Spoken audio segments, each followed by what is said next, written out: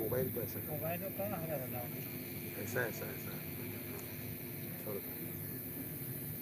गुरुवार फोटो नहीं आ रहा, हैं? गुरुवार फोटो नहीं आ रहा, किनका? गुरुवार और तो ऐसे वापस सामने कुर्सी पे आगे रखना पड़ेगा। परमसुखदं केवलं ज्ञानमूर्तिं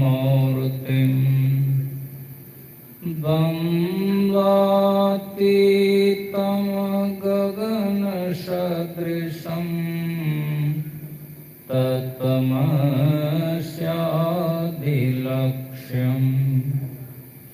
एकं नित्यं विमलमचलं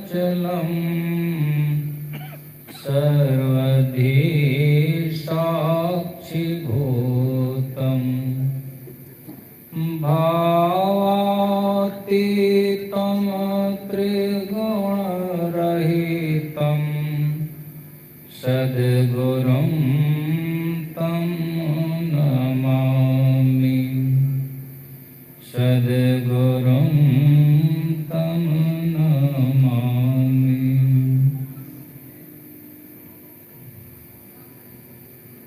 अखिल विश्व ब्रह्मांडाधिनायक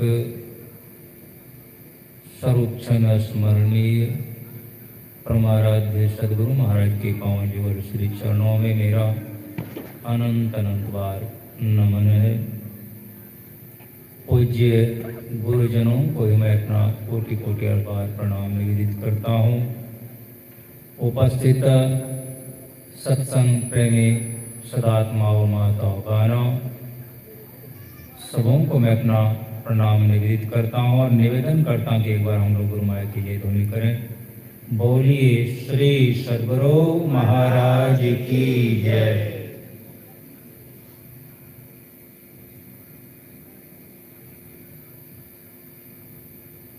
बहुत ही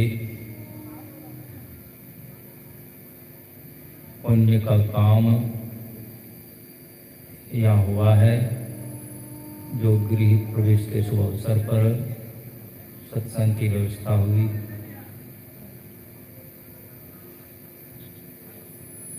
अवश्य ही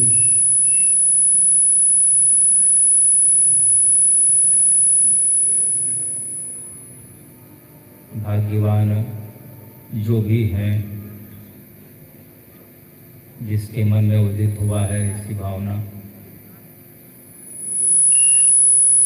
इतने भी संत भगवान शास्त्र हैं, सब में हिदायत ही है कि जीवन में सबसे बड़ा कोई कर्म है तो यही, इससे बड़ा कोई यज्ञ, वेद में भी सत्संग को यज्ञ ही कहा। वेद में भी सलाह है, ओम ईजे यज्ञ भी सामे सामे भी हृदद्वारागनय ददास एवातम चम साम यजुष्टिम यो नहोमर्तम न सते न प्रदृप्ति।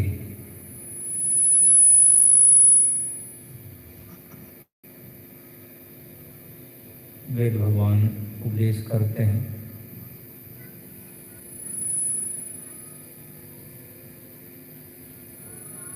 यज्ञ करने के लिए, यज्ञ करने के लिए, यज्ञ करने के लिए।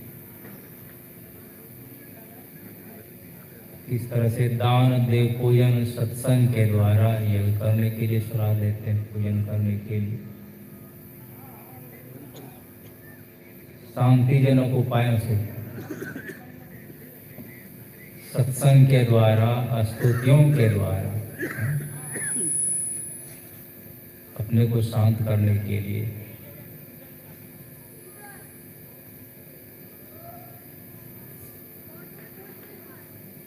तो जिस उपाय से हम शांति को प्राप्त करें, वेद भगवान भी वही सलाह दे रहे हैं। इन उपायों से, श्रेष्ठ आचरणों से, सद्व्यवहारों से युक्त होकर के ऐसे जो महापुरुष हैं उनकी सेवा भक्ति करके उनको अगर खुश कर लेंगे, प्रसन्न कर लेंगे, ए वाचन तम यशाम अजुष्टिम निहो मर्तम न सते ना प्रागृति ही। जो इस प्रकार करेंगे करते हैं उनको यशों की और अन्नों की कभी कमी नहीं होगी। उसके पास पाप दर्प घमंड पास नहीं आए। वेद भगवान वही सत्संग करने के लिए सलाह देते हैं।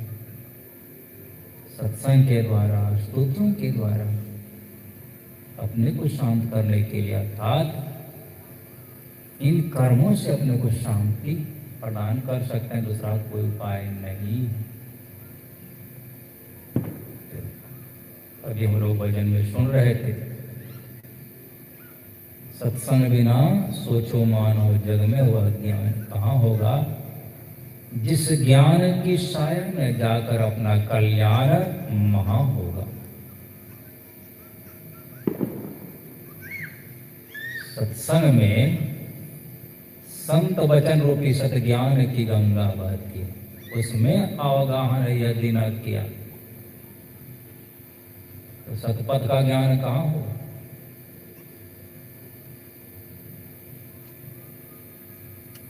संतों के ज्ञान को सबसे पहले सुनने समझने की आवश्यकता है। जितने संत भगवंत हैं, हम आपको क्या सलाह दिए हैं, सबके सब चाहते क्या हैं। हम लोग सबके सब सुख ही चाहते हैं, शांति को ही चाहते हैं। जिस उपाय से, जिस कर्म से हम सुखी होंगे, वह उपाय जब तक नहीं होगा वह साधन नहीं अपनाएंगे तो हम सुखी कैसे हो सकते हैं। भगवान श्री राम ने भी एक बार सभा बुलाए थे अपने राजत्व काल में, और सबों को उपदेश में कहने की कृपा किए थे कि यदि यहाँ भी और यहाँ के बाद भी सुख चाहते हैं, सुखी होना चाहते हैं, जो परलोक यहाँ सुख चाहो, सुनि मम वचन हृदय दृढ़ कहो। मेरे वचनों को सुन समझ करके तो दृढ़ता के साथ उसको हृदय में धारण करो। ये भगवान श्री राम कर रहे हैं, सत्संग की ही चर्चा कर रहे हैं भगवान। वह क्या कि परलोक में यदि यहाँ भी हम सुख चाहते हैं, वह सुख मिलेगा कैसे। वह दूसरा कहीं कोई उपाय नहीं है। एकमात्र उपाय ईश्वर की भक्ति में। भगवान भी कह रहे हैं, भाई मेरी भक्ति। भगवान राम सलाह दे रहा है, मेरी भक्ति। जो परलोक यहाँ सुख चाहो, सुने मम वचन हृदय दृढ़ कहो। सुलभ सुख मार गया भाई, भक्ति मोरी पुराण श्रुति गाई। जो पुराणों में, वेदों में गाई गई वह क्या है, मेरी भक्ति। मेरी भक्ति से मतलब भगवान क्या कर रहे हैं, मेरी भक्ति। मैं कौन है।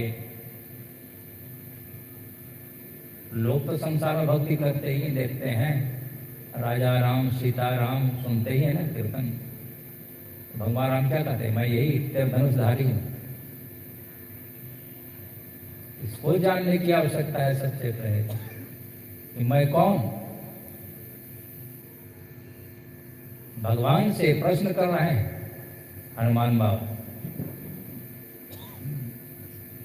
कि भगवान मैं आपकी भक्ति कैसे करूं, आपका भजन कैसे करूं। यह प्रश्न हनुमान बाबा भगवान से स्वयं कर रहे हैं। भगवान श्री राम ने मुक्ति को उपनिषद में हनुमान बाबा को जो उपदेश में कहने कृपा किए हैं कि मेरा जो शुद्ध सत्य स्वरूप है उसका भजन करो। तो मेरा जो शुद्ध सत्य स्वरूप वह क्या है, भगवान स्वयं उपदेश कर रहे हैं। जो सबसे रहित है, रूप रस शब्द गंध स्पर्श से कुछ नहीं, सबसे परे उपदेश करते हैं। अशब्दम अस्पर्शम अरूपम अरसम नित्यम अगंधवच्यत अनाम गोत्र रूप में दृश्य भजस्व नित्यम पवन आत्मजाति रहन, जो सबसे रहित है। अशब्दम जो शब्द नहीं, अशब्दम अरूपम रूप नहीं, रस नहीं, गंध नहीं, कुछ भी नहीं। अनाम गोत्र जाति गोत्र जिसका कुछ भी नहीं, नाम कुछ नहीं, जिसका जन्म ही नहीं, उसका जाति गोत्र नाम क्या होगा? अर्थात जो सबसे रहित है, कुछ नहीं है। मेरे इस शुद्ध स्वरूप का भजन करने के लिए कर रहे हैं। भगवान श्री कृष्ण भी यही बात कहे। ये तो भूमि में भगवान श्री कृष्ण ने अर्जुन को अपना विराट रूप का दर्शन दिए। वहां भी उस रूप का दर्शन करके अर्जुन डर के मारे थर थर थर थर कांप रहे हैं और विनती भी कर रहे हैं भगवान से कि भगवान मैं आपके इस विकराल भयंकर रूप को देखकर के बहुत भयभीत त्रसित हूं,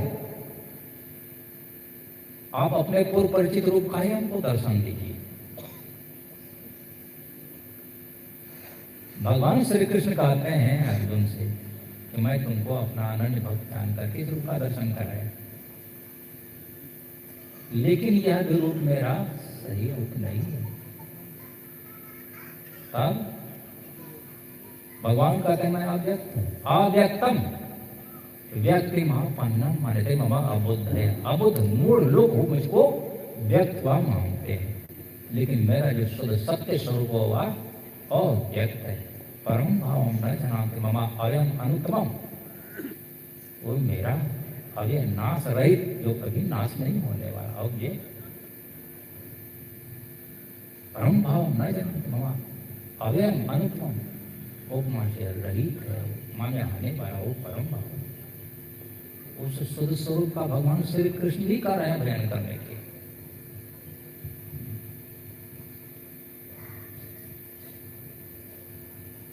वह एक ही एक है, स्वामी जी वर्णन कर रहे हैं। एक वह कैसा है? एक अनीह अरूप अनामा अज सच्चिदानंद परधामा। वो परमात्मा एक ही एक है, अनेक नहीं। एक है, अनी है, इच्छा रहित है। अनामा ऐसा कोई नाम रूप कुछ नहीं है। आज जिसका जन्म ही नहीं हुआ है,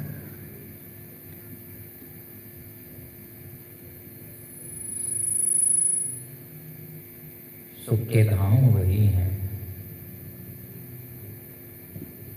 उस परमात्मा की भक्ति जब तक नहीं हो तो सुखी कैसे कोई हो? सुखी होने के लिए बहुत से उपाय लोग करते हैं संसार में। देख ही रहे हैं क्या क्या नहीं हो रहा है, क्या क्या नहीं कर रहे हैं। जब से होश संभालता है कितने प्रकार का यज्ञ याग कर्म कांड तीर्थ व्रत पूजा क्या क्या नहीं करते हैं, लेकिन जब तक उस पूजा को जान करके नहीं करेंगे तब तक सफलता नहीं मिलेगी। पूजा है क्या चीज जानेंगे तब ना। मानव सा विदायत कर देते हैं, पूजा की जाए नाम ध्याय बिन नावे पूज ना होई, स्पष्ट कर देते हैं। बिन नावे पूजे ना होई, जब तक उस नाम की कमाई नहीं होगी तब तक पूजा नहीं होगी। ऐसी पूजा जो विधि है पूजा करने की, विधि से पूजा करेंगे तब ना। लोग सुने होंगे रामकृष्ण परमहंस जी महाराज वो कैसे पुजारी थे,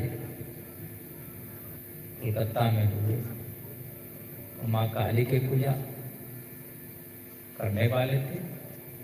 माँ काली की पूजा कैसे किए? और लोग संसार में पूजा करते ही हैं, लेकिन रामकृष्ण परमहंस महाराज वो काली माँ की पूजा जब करते हैं, प्रारंभ में तो ऐसे नहीं हुआ, प्रारंभ में जैसे साधारण आदमी जैसे करते हैं उसी तरह से, लेकिन पूजा में दत्त होकर के तल्लीन होकर के पूजा प्रारंभ की कि माँ तुम्हारी हमको दर्शन नहीं दी, और रोते थे, इतना रोते थे, रोते रोते तक याद भी जाता था। तो सच्चे दिल से जो पुकार होती है तब उस पुकार सुनी जाती है धीरे। सच्चा दिल हो, अगाध प्रेम हो, निष्ठा हो, एक निष्ठता, यही सबसे बड़ी बात है। जब तक निष्ठावान नहीं होंगे, अगाध प्रेम जब तक नहीं होगा, वही कहा है किसी को मान रहे हैं एक निष्ठ होकर के, संत मत का सिद्धांत होता है एक सर्वेश्वर, उसी सर्वेश्वर ईश्वर का प्रतीक जितने भी हैं विभूति रूप में, जो सब उन्हीं के रूप में अलग, ये को पकड़ लीजिए।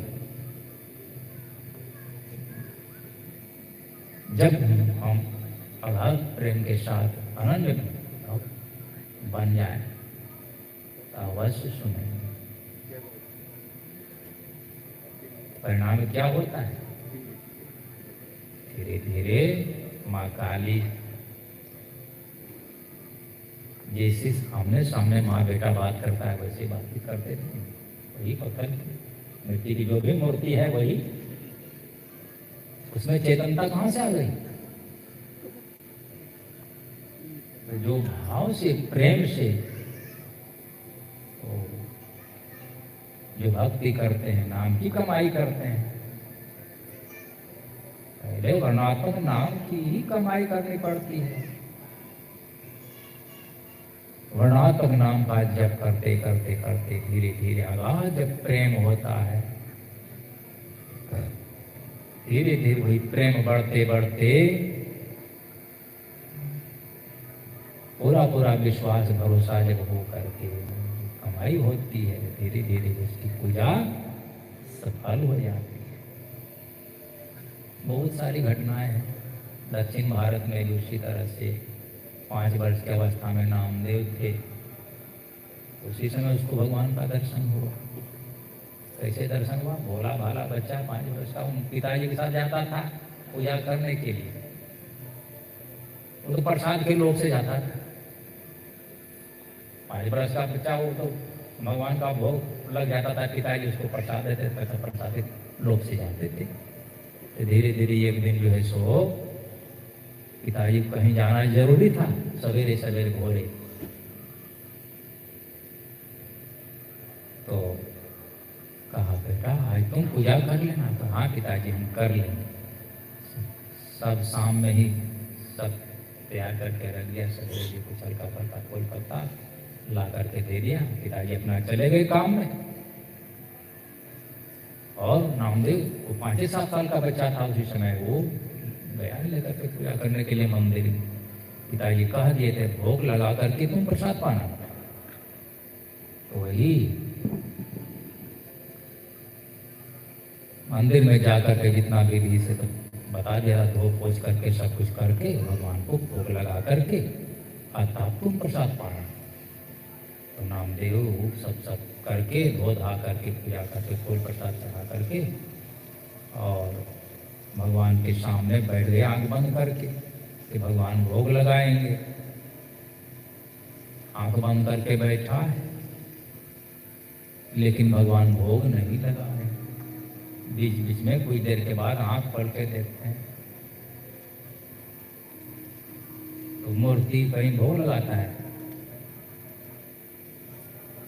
लेकिन कह दिया पिताजी ने कि भगवान को भोग लगा करके अर्थात खिला करके तब खाना। जरूर खाएंगे, पिताजी खिलाते होंगे तब ना। भोला भाला बच्चा उठ के क्या जाने, आप भगवान को भोग लगा के तब प्रसाद पाना। तो उनको विश्वास है कि भगवान भोग लगाएंगे। होते होते बहुत देर हो गई। अब बच्चा को तो भोरे भूख लग जाता है ना, उसको तो भोरे चाहिए। करते करते बहुत देर हो गया, तब गिड़गिड़ाता है कि भगवान हमसे लगता है कुछ गलती हो गई, इसलिए आप भोग नहीं लगा रहे। आप नहीं खाएंगे तो मैं भी नहीं खाऊंगा। बच्चा है। तो वहां उनके भाव प्रेम को देकर के भगवान को आना पड़ा है।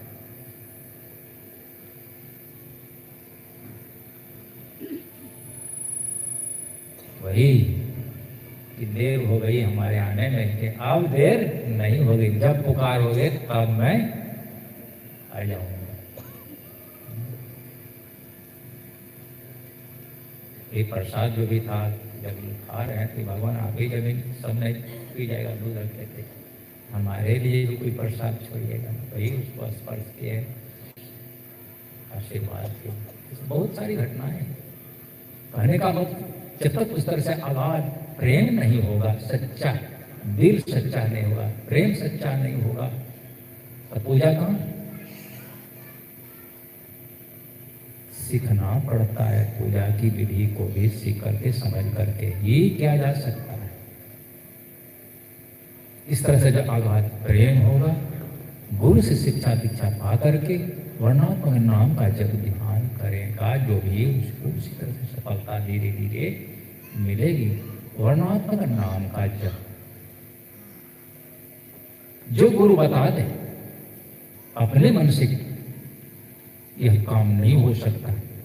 गुरु बिन माला फिरता, गुरु बिन करता दान, गुरु बिन सब निष्फल, बूझो वेद पुराण। वो स्वामी जी भी लिखते हैं, गुरु बिनु भाव निधि ताराई, ना कोई चौ विरंची शंकर सम वही। कोई ब्रह्मा शंकर के तुल्य क्यों ना हो जाए, जब तक गुरु की कृपा दया नहीं होगी तब तक संसार से किसी का उद्धार संभव नहीं।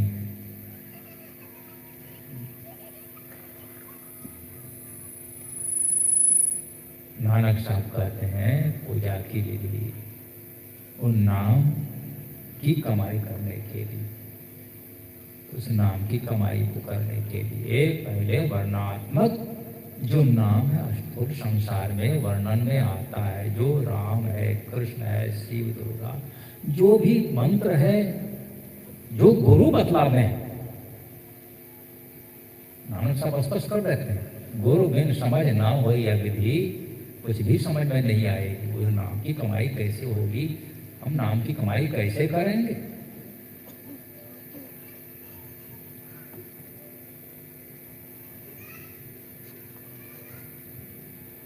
जितने भी संत हैं, भगवंत हैं, सबके सब हिदायत किए। भगवान राम के तीन गुरु हैं, भगवान कृष्ण के तीन गुरु। भगवान राम के विषय में जरूर जानते ही होंगे। प्रारंभ में गुरु विश्वामित्र मुनि हुए हैं, वशिष्ठ मुनि और गुरु हुए। विश्वामित्र मुनि ले जा करके बड़ा सबसे ज्ञान शिक्षा दिए हैं वहाँ। और अगस्त ऋषि भी उनके गुरु थे, आध्यात्मिक गुरु अगस्त ऋषि भी हुए। उसी तरह से भगवान श्री कृष्ण के गुरु सांदीपनि ऋषि के यहाँ जाकर के 15 ध्यान के कुल गुरु गर्ग ऋषि हुए और आध्यात्मिक गुरु दुर्वासा ऋषि। क्या भगवान शंकर के गुरु नहीं? भगवान शंकर के भी गुरु अंगिरा ऋषि। बिना गुरु के कोई नहीं रहे। गुरु दो शब्द है, गो और रू, तो गुप्त को प्रकट करने वाले। गुप्त कौन है? परमात्मा। उस परमात्मा को प्रकट करने वाले कोई संसद गुरु कहलाते हैं। जब तक उनकी कृपा नहीं होगी, दया जब तक नहीं होगी, तब तक कुछ भी पता नहीं चलेगा। वही सुन रहे थे, जिस ज्ञान की साया में जाकर अपना कल्याण महा होगा, सत्संग में संत वचन रूपी सत ज्ञान की गंगा बहती है, उसमें अवगाहन यदि न किया सतपथ का ज्ञान कहां होगा।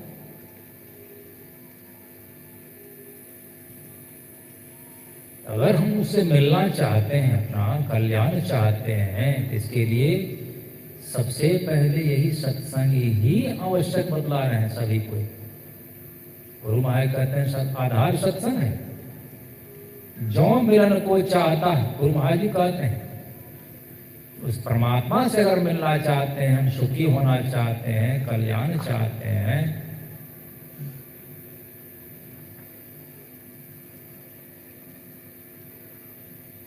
तो उसके लिए क्या करने की आवश्यकता है। घट पड़ती हूं के पार में साईं बसे ही अंतरे, जो मिलन को चाहता चटपट से कर संग संतरे। गुरु महाराज जी कहते हैं अगर सुखी होना चाहते हैं, परमात्मा से मिलना चाहते हैं, तो इसके लिए घट मतलब ये शरीर, पट पर्दा, 3 पर्दे लगे हुए हैं, अंधकार का, प्रकाश का और शब्द का, ये 3 पर्दे लगे हुए हैं। तीनों के पार में परमात्मा मिलेंगे, इधर नहीं। साईं बसे ही अंदर ही, अपने अंदर में। जो मिलन को चाहता चटपट, जितना जल्दी हो सके, कर संग संत रे। संत का संग करेंगे, भेद बतलाएंगे, वही गुरु ही भेद बतलाएंगे।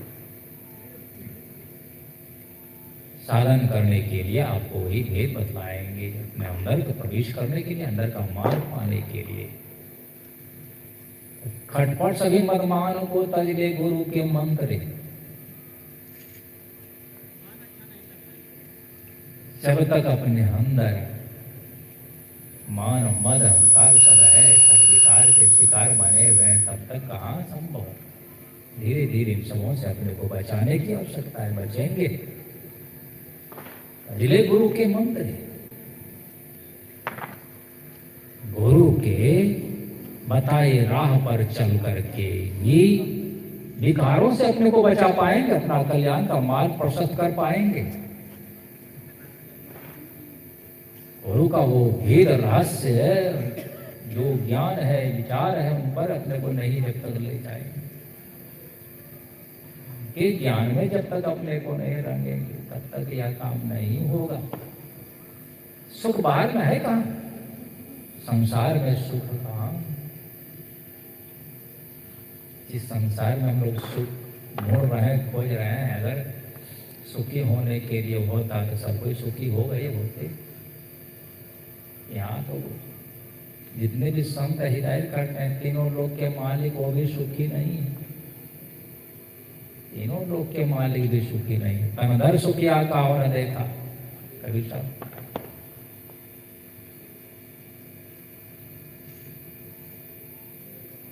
तनधर सुखिया जो तन में आए हैं वो सुखी नहीं थे। काहू ना किसी को नहीं देखा।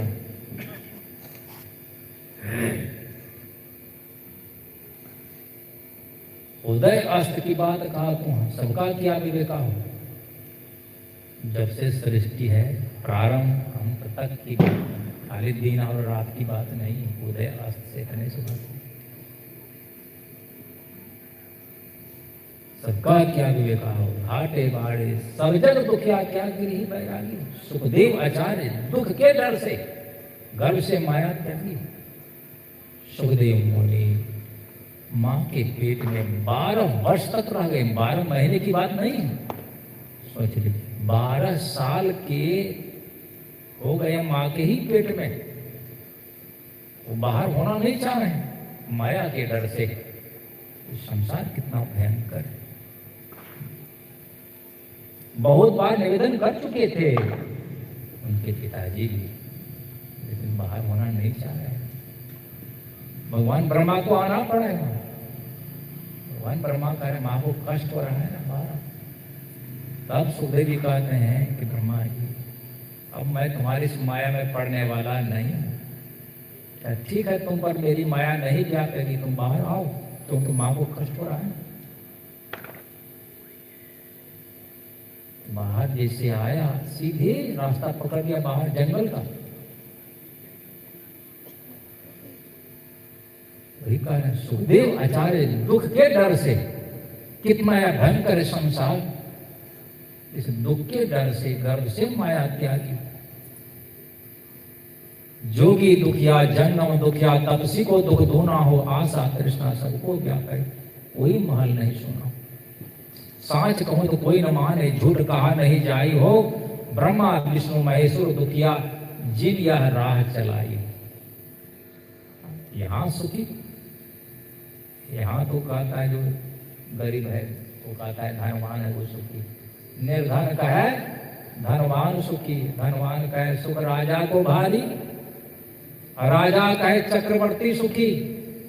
राजाओं के ऊपर, राजा जो है सभी राजाओं के ऊपर राज करने वाला वो सुखी होगा, सब राजा का है। चक्रवर्ती भी कहता है जो सब राजाओं के ऊपर राज करने वाला, वो भी कहता है सुखी इंद्र को भारी, मैं सुखी कहाँ हूं। इंद्र का है चतुरानंद सुखी। भगवान ब्रह्मा के विषय में कह रहे हैं कि वो सुखी। चतुरानंद का है सुख विष्णु को भारी। भगवान ब्रह्मा क्या कह रहे हैं, भगवान विष्णु को सुख। तुलसीदास बिचारी का है, हरि भक्ति में सब जीव दुखारी। संसार में कोई सुखी है? कोई सुखी नहीं है। सुखी होना चाहते हैं तो गिरी प्रवेश के शुभ अवसर पर ऐसे ही सत्संग हो रहा था मनियारपुर में, उसमें महर्षि साई स्वामी महाराज थे। तो घटना कह करके सुनाए थे। एक माँ लक्ष्मी की बहुत बड़े भक्त थे। लक्ष्मी माँ उनकी सेवा भक्ति से खुश होकर के, प्रकट होकर के कहे मांग लो, वरदान में जो चाहे तुमको मांग लो। तो सोचने लगा भक्त कि क्या मांगे। चारों तरफ नजर घुमा करके देखता है, कोई ऐसा चीज नजर में आ ही नहीं रहा है कि जिसको हम लेकर के सुखी हो जाए, फिर हमको दुख नहीं हो। तो लक्ष्मी माँ कहती है कि ठीक है, तुम घूम फिर करके आओ, देख करके जो तुम चाहो सो मांग लो। अब वो निकल गया वहां से, चारों बगल घूम फिर करके देख रहा है, कहीं नजर पैसा नहीं पड़ रहा है, क्या चीज मांगे कि किसी चीज को मांग करके हम सदा के लिए सुखी हो जाए। उदास मन से लौट रहा था, एक पेड़ के नीचे एक नंग धड़ंग बाबाजी बैठे हुए हालत में देख लिया। क्या बात है जी, बड़ा उदास मालूम पड़ रहा है तुम। तो हाँ बाबा, ऐसे ऐसी बात है। तो बाबाजी कहा था कि जाओ लक्ष्मी माँ से कहना तुम हमारे जैसे बना देने के लिए। कहता है कि आपके जैसे बनकर हम क्या करेंगे, आपके पास न रहने का ठिकाना है न खाने का ठिकाना है, आपके जैसे हम बन के क्या करेंगे। तो महात्मा जी कहता अच्छा, मेरे पास रहने खाने के ठिकाना नहीं है, इधर आओ। उन पर कृपा हो गई। जब कृपा हो गई, दृष्टि खुला, तब देखने लगा इसके पास तो कुछ कमी है नहीं। तीनों लोक के मालिक की भी मालिक, उनके पास कमी क्या हो। विश्व ब्रह्मांड जिसके अंदर में सब, तब वह हड़बड़ा के जा करके कहती है माँ, लक्ष्मी माँ से कि हमको वही बना दो, वही बाबाजी जैसे। अब लक्ष्मी माँ कहती है तुम उस तरफ से बन के क्या करोगे? अरे उसके पास ना रहने का ठिकाना है ना खाने का ठिकाना है। नहीं माँ, तो समझ लिया था उनकी कृपा से कि हमको वही बना दो, वही बनना है, हमको और कुछ नहीं चाहिए। अब हार फार करके क्या करेगी? भगवान विष्णु को याद करती। भगवान विष्णु आकर के क्या बात है, कैसी बात है, तुम्हारा भक्त है, तुम जानो बनाओ। तो हम में शक्ति रहती तो आपको क्यों याद करते? भगवान विष्णु कहते हैं हम में भी वो शक्ति क्षमता नहीं है। हम में कौन, हम तीनों मिल करके भी उसको नहीं बना सकते। वैसे उपाय भी तो बता सकते हैं। हाँ, उपाय एक है, वह क्या? अगर वैसा बनना चाहता है तो उन्हीं के चरण शरण में जाकर के उनकी कृपा से ही वैसा बन सकता है। दूसरा संसार में कोई नहीं है उसके जैसा कोई बना दे। तो कहा कबीर साहब ही नहीं कहे, तीनों लोक नौ खंड में गुरु ते बड़ा ना कोई, करता करे ना करी सके, गुरु करे सो कोई। अगर वह बनेगा तो उनकी जब तक कृपा नहीं होगी तब तक बन नहीं सकता कोई। उनके जिस दिन जिस पर कृपा होगी उस दिन वह वैसा उनकी कृपा से ही बन सकता।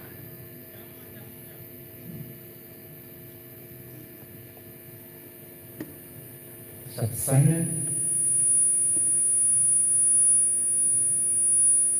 सुनते सुनते यार समझ में बात आती है, वही गुरु महाराज हिदायत करते हैं। जो मिलन को चाहता चटपट से कर संग संतरे।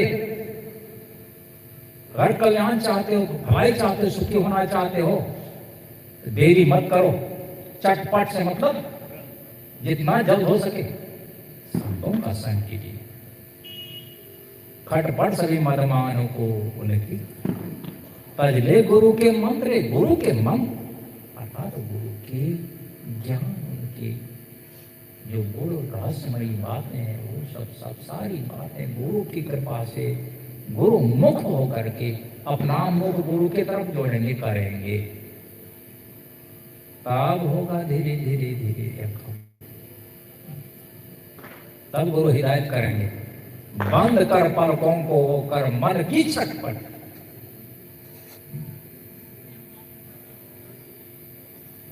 अपने अंदर में देखेंगे तब, ताकेंगे तब। मध्य सन्मुख बिंदु जल के लख ले, वहां से काम करे। सारा भेद रहस्य वहां से मालूम पड़ेगा। भेद को बतलाएंगे, उनकी कृपा होगी, दया होगी। माया की लट पर सब छूटा, यही राह से कहे संगत। हाथ दोनों दृष्टि की धारों को कहाँ जोड़ेंगे? जरूर देखो होंगे भगवान शिव जी की मूर्ति को, तीसरा आंख दिखाया है ना उसमें। तो भगवान शिव को ही है सिर्फ इस बात में, सबको है वह, क्योंकि सबको ही उन्हीं की संतान है। तो वह तीसरा आंख, तीसरा तिल, वो बिंदु द्वार सबके पास है। लेकिन जब तक गुरु की कृपा नहीं होगी, जब तक गुरु से नहीं सीखेंगे, तब तक यह काम नहीं होगा। गुरु महाराज लिखते हैं, मध्य सुकुमार बिंदु जल के लकले वहां से काम करें, स्थिर होके चल यही राह पर तम जोध तटपट अंतरे। जो अपने को स्थिर करेंगे, साधन भजन में जो डटेंगे बराबर गुरु से शिक्षा दीक्षा लेकर के, तब यह काम होगा। स्थिर होके चल यही राह पर तम। पहले अंधकार, आंख बंद करके देखेंगे क्या मालूम पड़ता है? और अंधकार, अंधकार के परिप्रकाश है। अगर प्रकाश नहीं रहता तो आंख में जो देख रहे हैं देखने की शक्ति कहां से आएगी? प्रकाश है अपने अंदर में, और शब्द भी है। तब तो डॉक्टर देखते हैं, आला लगा करके देखते हैं कि पहले गर्मी है कि नहीं, पहले शरीर को स्पर्श करके देखते हैं गर्मी है कि नहीं। अगर गर्मी नहीं है, शरीर ठंडा पड़ गया है, फिर आला लगाते हैं कि कहीं धुक धुकी शब्द कहीं कुछ हो रहा है कि नहीं। कोई शब्द अगर है तो हाँ है भी है, कहीं भी जरा सा भी है तो पकड़ लेता है कहाँ भी शरीर में है, नहीं है तो फिर क्या कहता है, मर गया। तो ही ज्योति और शब्द ही अमृत है, वही गुरमाए लेते हैं। तीर होके चल यही राह पर, कौन राह है वो, बिंदु राह होकर के पहले अंधकार में समेटेंगे, पहले नाम की कमाई होगी। जब जिस गुरु जो बतला देंगे मंत्र का जप करेंगे, जप करते करते गुरु के बताए मंत्र पर मनमानी ढंग से नहीं हुआ है, नहीं होगा। जप में मन लगाएंगे, जप में जिसका मन लग जाएगा, जप में स्थिरता आ जाएगी, जो स्थिर होकर जप को पकड़ लेगा, उसी का मनमय रूप का फिर ध्यान होगा। उसको मानस ध्यान कहते हैं। जिसका मानस ध्यान होगा उसी से बिंदु ध्यान भी होगा। अपने अंदर में उस बिंदु को वही पकड़ पाए, वही लिखते हैं काम के परे ज्योत प्रकाश को पाएगा, बिंदु में अपने को खराब कर पाएगा। धीर होके चल यही राह पर, तम ज्योत तटपट अंतरे, तब करके धुन छट पिलो, पटक के पाओ अंतरे। बिंदु को पाएगा वो शब्द को पकड़ेगा, पाएगा शब्द को भी पकड़ेगा, तब करके तब वो परमात्मा बनेगा। गुरु महाराज लिखते हैं देवी साहब की हिदायत मान ले गुणवंतरे।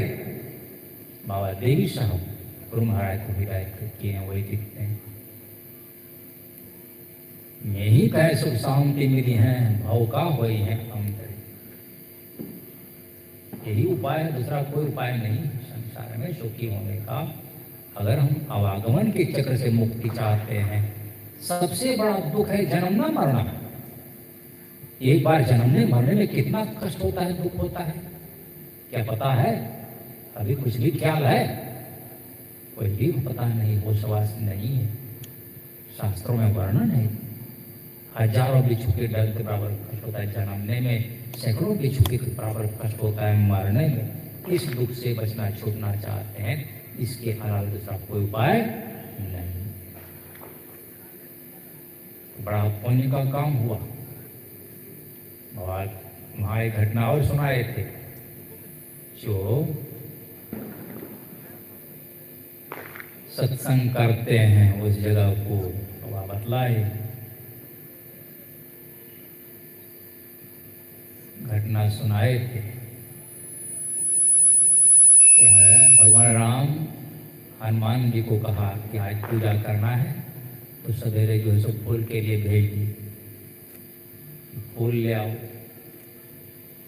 तो सवेरे जो है सो हुआ शनि त्यागराव को कि आज सवेरे जिसको देखेंगे उसके माथे पर बैठेंगे। तो हनुमान बाबा को देखे घोड़े घोड़, तो वही कहता है कि आपके माथे पर बैठेंगे, घोड़े पर हमारे शंकर पर बैठेंगे।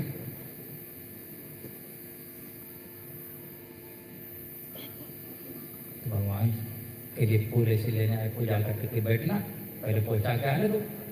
नहीं हम नहीं मानेंगे। कहा ठीक है बैठो। बैठा, आप एक बड़ा पहाड़ जैसे उसके ऊपर लाए, आप तो बीच ही में पस्त होने लगा, वो आप गिड़गिड़ाने लगा। हनुमान जी से किसी तरह से हटा लो, थोड़ा देर तो स्थिर रहो ना, छटपटा कर रहे तो बचेंगे नहीं, पस्त हो जाए, भरता हो जाएगा। ये सब पर उतार सकते, वह क्या सब सत मानने के लिए तैयार है कि जो सत करवा लीजिए, लेकिन हटाई कि जहाँ कहीं शुभ अनुष्ठान हो, शुभ कर्म में कोई तुम बाधा नहीं पहुंचाओ। जहाँ सत्संग हो, पूजा हो, कर्म हो, उस तरह से भगवान की भक्ति पूजा में तुम बाधा नहीं पहुंचाओ।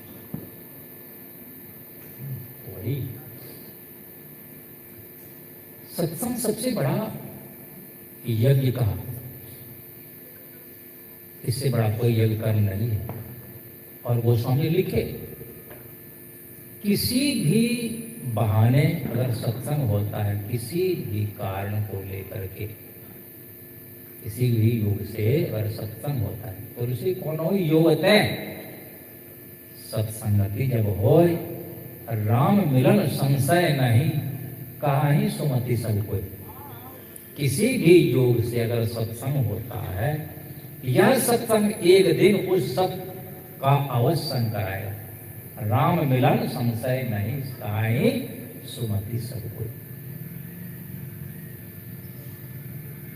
इसको विशेष ढंग से सोचता था, लेकिन समय का अभाव है, इसलिए अपनी वाणी को यही विराम दूंगा। तो बड़ा ही पुण्य का काम हुआ। मैं महाराज से गोमाश की प्रार्थना करता हूँ कि इस उद्देश्य को लेकर के यहाँ सत्संग रखे हैं।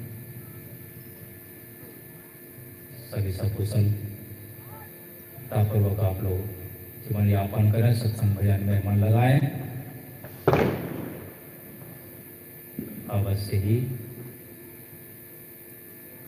जहाँ सत्संग होते रहता है वह जगह शुद्ध पवित्र होता है और वहाँ महापुरुषों की कृपा होती है और सत्संग होते रहता है। तो और जहाँ सत्संग होता है वहीं शुभ ही होता है। जब शुभ होगा तो सब शुभ शुभ होगा, काम भी सब शुभ होगा।